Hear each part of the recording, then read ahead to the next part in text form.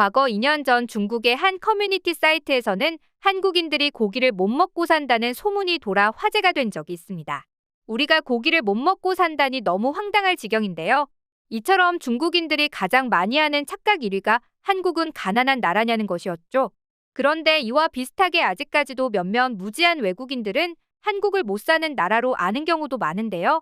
얼마 전 해외 커뮤니티에는 연소득이 대부분 4천만 원도 안 되는 한국인들이 어떻게 미국인과 비슷한 생활을 할 수 있을까라는 질문글이 올라왔습니다. 해당 글의 내용은 SNS를 보면 그들은 모두 명품을 입고 스마트폰처럼 최신 기술 트렌드를 따라잡고 멋진 물건을 사고 자주 외식을 한다, 말도 안 돼라는 것이었죠.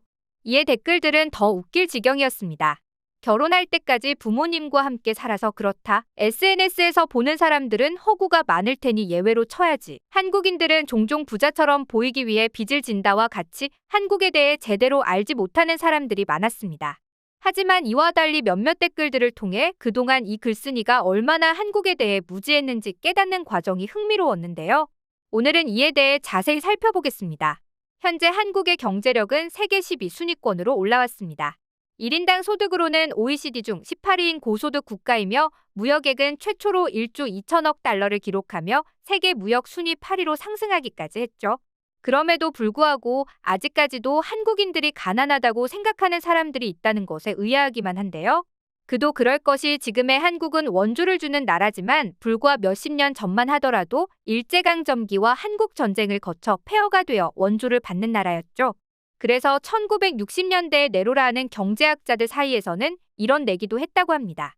이 세계에서 대한민국만은 영원히 빈곤할 것이다. 그 이유인 즉슨 1953년 한국 전쟁이 끝난 한국을 바라보니 전쟁으로 폐허가 된 국토뿐만 아니라 고부가 가치를 지닌 천연자원도 없는 나라, 기술력과 고급 인력도 없는 나라, 거기다가 국토의 70%가 산으로 이루어져 농업마저도 불리한 나라가 한국이었기 때문이죠.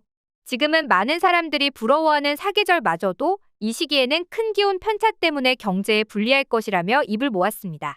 그러면서 이들이 앞으로 경제부국이 될 나라로 꼽은 두 나라가 있었는데요. 그건 바로 필리핀과 가나였습니다. 이 두 나라는 따뜻한 열대지역으로 식량을 재배하기도 좋고 필리핀의 경우에는 천연자원도 풍부하기 때문에 경제학자들은 당연히 이 두 나라가 경제대국이 될 것이라고 생각했죠. 하지만 지금은 어떻던가요? 한국은 100년 만에 국가 재건을 보란듯이 성공해냈고 3세계 국가에서 1세계 경제 수준으로 성장한 유일한 나라입니다. 한국은 기술 혁신에 강한 나라로 알려져 있는데요. 고도로 발달된 정보통신 기술과 인터넷 인프라를 바탕으로 한 스마트폰, 반도체, 인공지능 등 IT 산업들이 큰 성과를 거두고 있죠.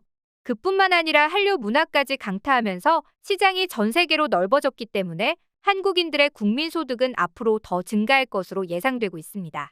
이런 경제 성장의 요인으로는 역시 한국인이 변화를 두려워하지 않는 진취적인 성격 덕분이라고 말하는데요.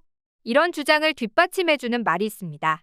세상 어느 나라를 가더라도 한국인들만큼 변화를 좋아하고 잘 적응하는 사람은 없다. 사실 그 나라의 부와 빈곤을 진짜로 결정하는 건 천연자원, 땅 크기가 아닙니다. 물론 이 요인들도 중요하겠지만 한국과 예멘의 경우만 보더라도 예멘은 석유, 석탄, 천연가스 등이 풍부하고 날이 더워 농산물도 여러 번 수확할 수도 있고 심지어 내란도 겪은 적이 없습니다. 그야말로 평화롭고 안정된 국가죠.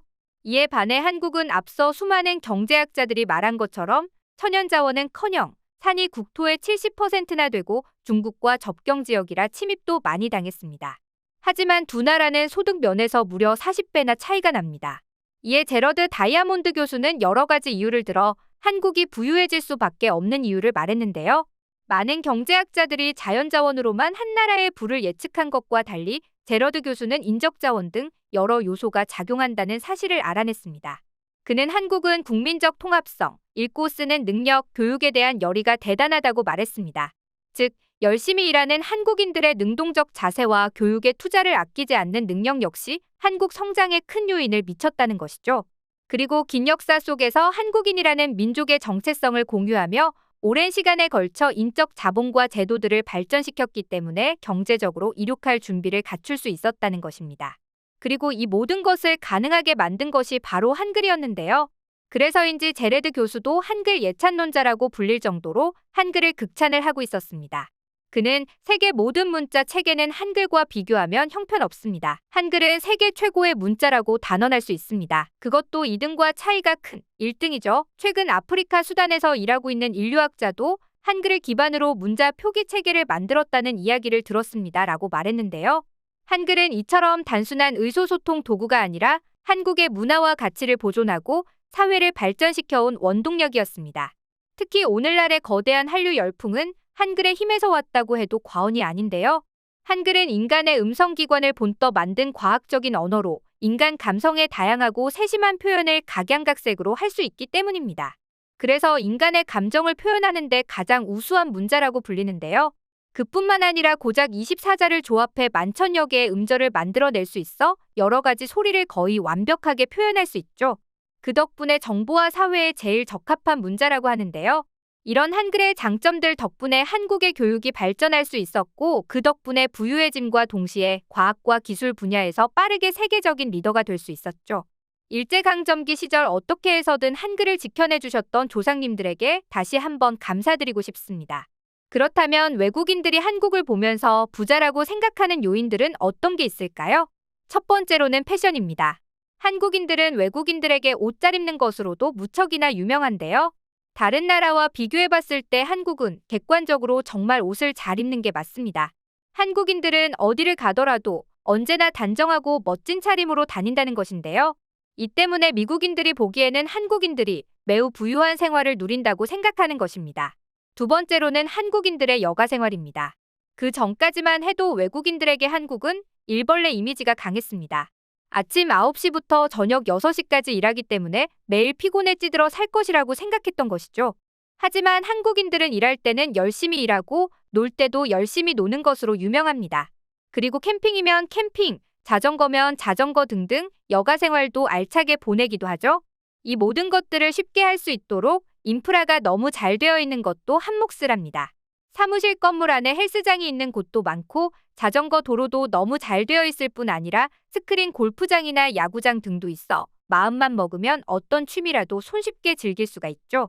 그동안 한국을 가난했다고 생각했으니 한국인들은 어떻게 최신 스마트폰을 사용하고 멋진 복장으로 여유롭게 여가 생활까지 누릴 수 있는지 의아하게 여겨질 수 있었을 텐데요. 이에 대한 외국인들의 반응을 짧게 소개해드리겠습니다. 한국은 항상 빠르게 발전을 거듭해왔다. 하지만 미국의 젊은 세대들은 그들에 비해 너무 게으르다. 추후엔 한국이 미국을 앞지를지도 모른다. 한국은 임대료나 다른 많은 것들이 미국에 비해 상대적으로 저렴한 것도 이유다. 최소한의 생활이 가능하니 남은 돈으로 옷을 사고 여가를 즐기는 것이다. 한국인들의 패션 센스가 좋은 것은 겉모습을 많이 신경 써서 그런 게 아닌가? 하지만 한편으로는 그것도 여유가 되니 할 수 있겠다는 생각이 드네. 내 한국 친구도 쉬는 날에는 골프나 테니스를 치더라. 확실히 가난한 나라는 아닌 것 같아. 뉴욕은 빈부격차가 심하다. 오히려 못 사는 사람들은 한국인보다도 못 산다. 평균값과 같은 함정에 빠져 우월감을 함부로 느꼈다가는 도태되기 십상이다. 오늘 이 이야기를 듣고 나니 여러분들은 한국이라는 나라에 태어난 것에 대해 어떻게 생각하시나요? 만약 태어날 곳을 스스로 선택할 수 있다면 다시 한국에서 태어나실 건가요? 여러분의 의견을 편하게 남겨주세요. 오늘 영상도 즐거우셨길 바라며 오늘의 영상 마치겠습니다.